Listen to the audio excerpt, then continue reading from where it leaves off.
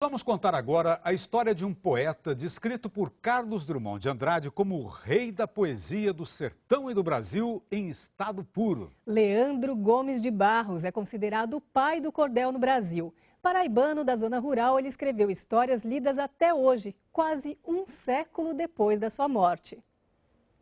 Foi no Autódromo de Imola, Grande Prêmio Italiano, dia 1º de maio de 94, o ano que trouxe tristeza e pena, acabando Ayrton Senna neste desastre tirano.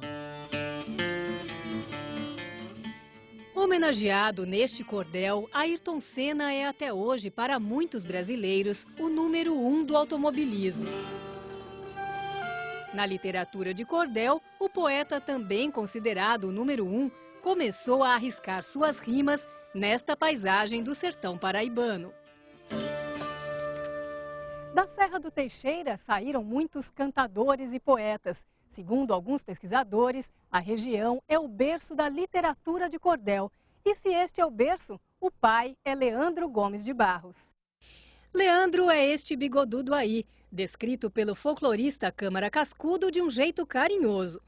Baixo, grosso, de olhos claros, o bigodão espesso, cabeça redonda, meio corcovado, risonho contador de anedotas, tendo a fala cantada e lenta do nortista, parecia mais um fazendeiro que um poeta, pleno de alegria, de graça e de oportunidade.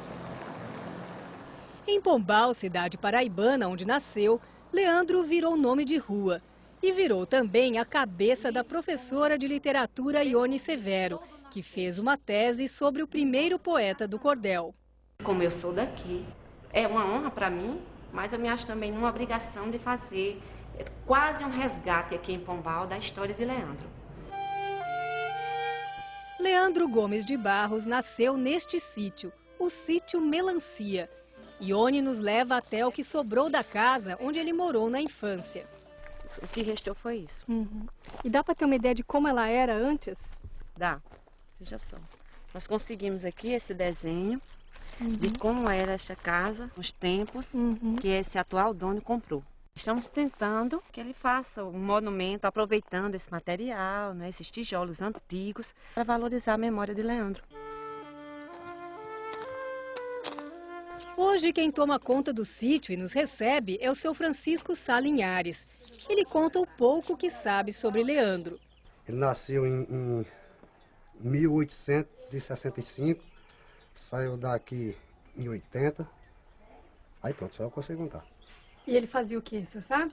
Não, disse que ele era escritor, né? E o senhor já leu algum folhetinho de cordel? Não, leio não. Neste outro sítio encontramos alguns parentes de Leandro. Seu Genival Formiga de Souza é o sobrinho bisneto do poeta. O pai dele, seu Manuel Pedro de Souza, falecido em 2002, contava histórias sobre o antepassado ilustre. Contava que era um poeta, um historiador. Seu Manuel contava que todo mês de dezembro, né, o Leandro Gomes de Barros mandava de Recife, num jumento, 2 cargas de folhetos para a família dele venderem aqui. Ele costumava dizer assim, não dava para nada. No final do dia não tinha mais um folheto. E assim eles se sustentavam. Para o seu Genival, o dom da poesia parou em Leandro Gomes de Barros, por mais que a família quisesse criar outros Leandros. Meu pai botou o nome do meu irmão de Leandro para ver se ele saía poeta. Ele saiu, não sabia nem assobiar. Mas como será que Leandro Gomes de Barros, de família iletrada, virou o grande poeta popular? Ione resume um pouco da história. Como ele saiu aqui do sítio Melancia, acompanhado de um padre da época, que levou para Teixeira aos 12 anos. Então a gente sabe que os padres são eruditos, tem muitas leituras, tem uma biblioteca. Então imagina-se que Leandro se apropriou dessas leituras, mesmo que poucas, para se escolarizar. E lá ele encontrou cantadores e poetas da época. Eles se juntavam para ler, para cantar. Ele foi o primeiro a imprimir os versos? Ele foi o primeiro a imprimir na sua própria casa, a vender na sua própria casa e a divulgar para todo o Nordeste, para todo o Brasil. Mas quando ele começou a imprimir seus poemas, a publicação se chamava simplesmente folheto. O nome cordel veio depois, como conta Gonçalo Ferreira da Silva. O verbete surgiu em 1881, por ocasião da publicação do Dicionário Contemporâneo de Caldas ao Leite em Portugal. No dicionário, cordel aparece como cordão, guita, barbante. Literatura de cordel, conjunto de publicações de pouco ou nenhum valor. Na época, os próprios poetas não aceitavam essa denominação. Aos poucos foram se acostumando. Hoje quase não se vê mais o folheto à venda pendurado em barbante, mas o nome cordel pegou. E os folhetos de Leandro viraram clássicos. Além do Cachorro dos Mortos, A Vida de Cancão de Fogo e seu Testamento, História da Donzela Teodora, A Vida de Pedro Sem.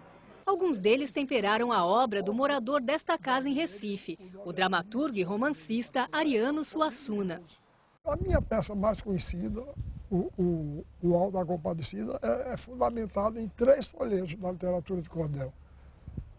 O primeiro ato é baseado num folheto chamado O Enterro do Cachorro, que depois se descobriu que era de autoria de Leandro Gomes de Barros e era um pedaço de um folheto chamado O Dinheiro. O Testamento do Cachorro conta a história de um padre subornado para fazer o enterro de um cachorro.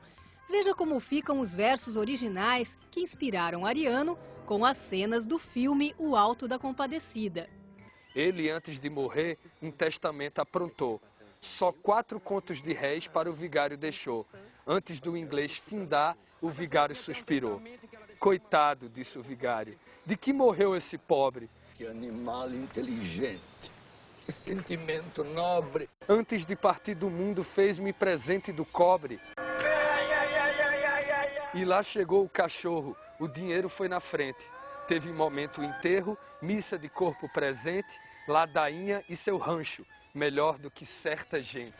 Está aí, padre, não há pressa. O segundo, num folheto chamado O Cavalo que Defecava Dinheiro, que também é de Leandro Gomes de Barros. O terceiro é baseado num folheto chamado O Castigo da Soberba, O Castigo do Orgulho, que é de um grande poeta chamado Silvino Pirauá. Leandro Gomes de Barros morreu em 1918, deixando centenas de títulos de cordel. A história dos direitos autorais da sua obra mostra que pirataria é problema antigo. É o que conta em São Paulo o doutor em literatura Aderaldo Luciano. A viúva, né, acabou vendendo os direitos da obra do Leandro para o João Martins de Ataíde. Eu costumo dizer que o João Martins de Ataíde queria ser Leandro Gomes de Barros. E realmente conseguiu ser Leandro Gomes de Barros. Por quê? Porque ao comprar a obra do Leandro, ele começa a publicar como editor proprietário, depois ele tira o título de proprietário, fica só editor, depois ele tira o título de editor e fica apenas João Martins de Ataíde. Vamos valorizar os poetas da nossa terra. De volta a Pombal, terra de Leandro, encontramos Ione vendendo os livretos na feira. E seu cunhado Francisco de Oliveira imita os poetas antigos declamando versos para atrair comprador. Eu que nunca fui medroso, apenas muito assombrado, quis correr, porém não pude, porque estava entrevado. Depois subiu a caatinga, baixou 10 urubus pinga e eu vi que estava cagado. Meu objetivo não é ganhar dinheiro, mas é fazer com que esses poetas não sejam esquecidos, que eles sejam lidos, relidos, recontados por aí afora. O corno ganancioso, gente, esse aqui é ótimo, hein, para todo mundo ficar esperto.